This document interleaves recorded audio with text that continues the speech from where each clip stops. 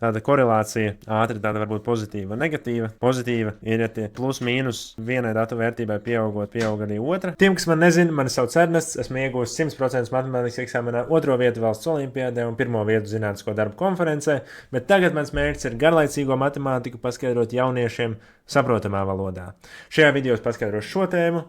Un dodamies atpakaļ pie video. Tad veidojas šī pozitīva korelācija, jeb, ja tāda vērtības sakārtojas ap augošu taisni, tad ir pozitīva korelācija, bet turpretī otrādāk, ja vērtības mums kaut kur parādās ap dilstošu taisni, tad tā ir negatīva korelācija. Un kā mēs to varam, mēs nevaram to tikai apskatoties, tas nedara, ja tas zaci dara, ja, bet priekš zinātnes mums vajag veidu, kā aprēķināt, cik ļoti stipri ir tā korelācija. Un te ir šis Pearsona koeficients, kuram ir tāda sarežģīta formula. Ja tu esi ticis šitik tālu un tev tas likās noderīgi, tad būšu ļoti pateicīgs, ja tu uzspiedīsi pogu abonēt jeb subscribe, lai es varu turpināt palīdzēt tev uzlabot savas matemātikas zināšanas. Varbūt vienreiz parādu, un tas arī viss, bet lielam, ja būs tas Pearsona koeficients jau būs dots, ja viņš būs aprēķināts, jo tur tā formula diezgan žoska. Un doma ir tāda, jo tas Pearsona koeficients rekur ir no 1 līdz -1, tad rekur no -1 līdz 1. Ja Pearsona koeficients šādi te, un te kaut kur pa vidu ir 0. Ja mums ir kaut kur ap 0, tad ir vāja korelācija,